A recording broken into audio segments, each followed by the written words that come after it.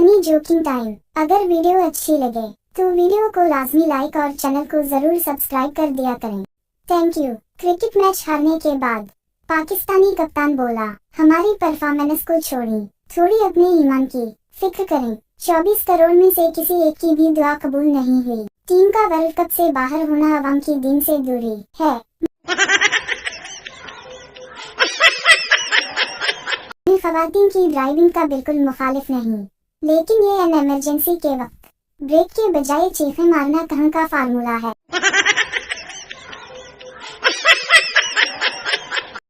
खवातीन 2 घंटे घर के दरवाजे पर खड़ी रहकर बातें कर लेंगी, लेकिन बैठेंगी नहीं क्योंकि उनको देर हो रही होती है। लोग कहते हैं सब्र का फल मीठा होता है, लेकिन अब सब्र करो तो फल किसी और का हो जाता है।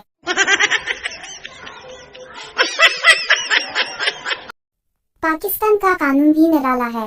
अगर आपके घर से तेल या सोना निकल आए तो वो हुकूमत का है, और अगर चरस निकल आए तो वो आपकी है।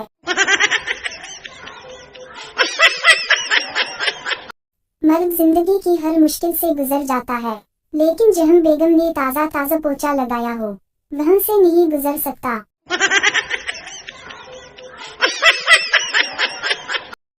एक लाहौरी वॉशरूम में दाखिल हुआ तो दरवाजे पे पुल लिखा हुआ था।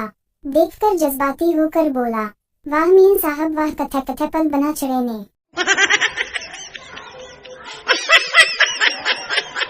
बीवी, मैं सीधी ब्यूटी पार्लर से आ रही हूँ, पूरे 3 घंटे बैठना पड़ा।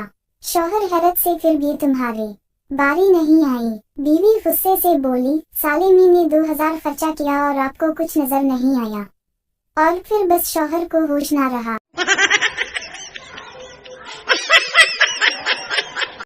एक बीवी इस वक्त तक खाना नहीं खाती थी जब तक इसका शौहर ना आ जाता। सारे मोहल्ले की औरतें इसकी तारीफ करती थीं। एक दिन एक पड़ोसन ने पूछा, बहन कैसे बर्दाश्त करती हो भूख को? औरत ने जवाब दिया, क्या करूं बहन, वो आकर पकाते ही तो खाती हूँ।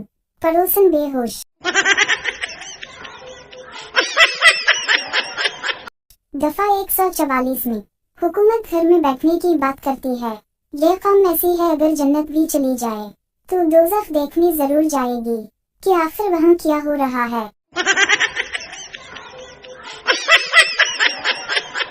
वक्फताम लड़का और लड़की। लड़का, तुम लड़कियों पेप्सी की तरह होती हो, जितना पियो इतना मजा आता है। लड़की, तुम लड़के भी शीज़म की तरह होते हो, जब मजा आने लगता है तब खत्म हो जाते हो। कसाई की 3 दिन की जिंदगी इंजीनियर की 100 साला जिंदगी से बेहतर है, ये तो हमने इस ईद पर देखा।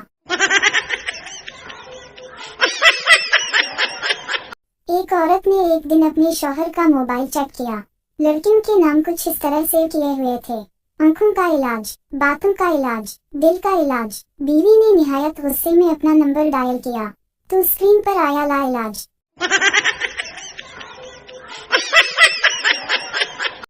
जो लड़की स्कूल जाते हुए मुझे छप छप कर देखती थी, ना पूछो यारों, आज उसने मुझे देखने के 1000 रुपए लिए, क्योंकि वो डाकटरनी बन गई बंदरी जी।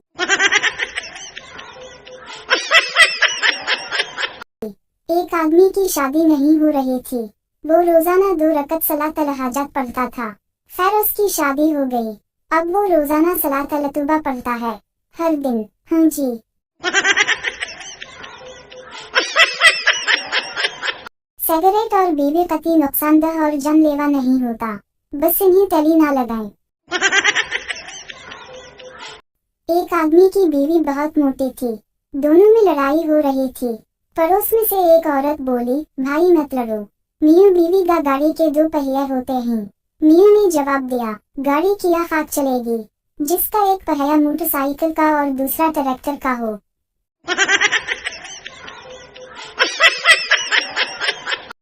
मालिकन नौकरानी से, तुम 3 दिन से काम पर नहीं आई और बताया भी नहीं। नौकरानी बोली, बाजी मैंने तो फेसबुक पर स्टेटस भी अपडेट कर लिया था कि I am going to down for 3 days. साहब जी ने तो कमेंट भी किया था, मसीह रजिया। शौहर नाराज बीवी को इसके मैके रोज फोन करता। बीवी बोली, आपको कितनी बार कहा है कि मैं आपके लिए मर चुकी हूँ, मत किया करो मुझे फोन, तो फिर क्यों करते हो फोन। शौहर, अरे पगली, सुनकर अच्छा लगता है।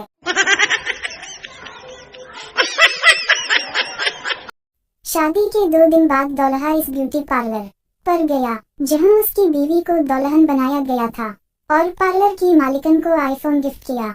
पार्लर की मालिकन ने शुक्रिया अदा किया और खुशी से डब्बा खोला तो अंदर से नोकिया 310 निकला और नीचे एक कागज था जिस पे लिखा था सेम फीलिंग। फकीर शेख से 10 रुपए का सवाल है बाबा। शेख बोला, पूछो बाबा, शायद मुझे आता हो। फकीर दुर फटा मुंह। बस ड्राइवर बस को आहिस्ता चला रहा था। पिछली सीट से फैसल आबादी बूढ़ी मुंजी बोली, वीपत तेरी रेस वाला लत छोटी है। आज बेगम बड़ी मूड में थी। कहने लगी कि आपकी कोई गर्लफ्रेंड है। मैंने कहा नहीं। कहने लगी किसी को ऑफिस में पसंद करते हूँ। मैंने कहा नहीं। फिर पूछा शादी से पहले कोई अफाई। मैंने कहा नहीं। कहने लगी, इतने हनट सुन तो ही ये कैसे हो सकता है। मैंने कहा कि लड़कियां पैसा चाहती हैं और वो भी किसी फर्क पे खर्चना नहीं चाहता था, इसलिए किसी से दोस्ती नहीं की। फिर पूछा कोई तो कभी जवानी में पसंद आई होगी। मैंने कहा नहीं। मुंह बनाकर बोली, इसका मतलब कि मैं ही पहली हूँ जो आप जैसे को पसंद करती हूँ। फिर बोली कोई फिल्मी एक्टर तो पसंद होगी। मैंने कहा नहीं। हाँ, अलबत्ता बचपन में डनटुनक की मशहूरी में एक लड़की नलमा आती थी, वो मुझे अच्छी लगती थी। मैं उस वक्त 6 साल का था। इसके बाद वो टेलीविजन पे न आई। इसके बाद बेगम का पारा चढ़ गया और बोली कि 35 साल पुरानी लड़की नहीं भूली, अब भी दिमाग में है वो चुड़ैल। तुम सारे मर्द एक जैसे हो, इसलिए अपने बचपन की सारी चीजें संभाल कर रखी हैं और राशन में भी डनटुनक हमेशा लाते हैं। सुबह शाम बच्चों को दांत साफ करने का कहते हैं। इस कलमुई की याद ताज़ा करते रहते हैं और अक्सर सोचों में गुम रहते हैं। सब समझती हूँ, यकीनन नेट पे भी उसी को सर्च करते होंगे, उसी लिए 24 घंटे मोबाइल में खबर रहते हैं। मुझे पहले शक था हो ना हो कोई पुरानी आशिकी पाल रखी है। सब समझती हूँ, मुझे अब आपके साथ नहीं रहना। और ये कि कर डनटुनक उठाकर बाहर फेंक दिया। बीवी को फोन आया, आपके हसबीने ने एक गर्लफ्रेंड बना रखी है। बीवी बोली, मेरे हसबीने की कोई गर्लफ्रेंड नहीं है। अरे वो तो फरिश्ता है, फरिश्ता। फोन बंद करने के बाद बीवी सोच में पड़ गई कि कहीं ये सच तो नहीं बोल रही है, चेक करना पड़ेगा। कुछ टाइम बाद नकाब लगाकर बीवी हसबीने के दुकान पे गई। दुकान पर पहुंची तो बीवी बोली, माशाअल्लाह कितनी खूबसूरत दुकान है आपकी। शौहर बोला, मालिक भी बहुत खूबसूरत है। बीवी बोली, कितनी खुशनसीब है आपकी बीवी, जब आपने अपनी दुकान को इतना सजाया तो अपनी बीवी को कितना संवार के रखे होंगे। शौहर बोला, जी वो अभी तो मेरी शादी नहीं हुई। बीवी बोली, क्या मैं आपकी जिंदगी में लिख सकती हूँ। शोर बोला, तौबा तौबा, ये भी कोई पूछने की बात है।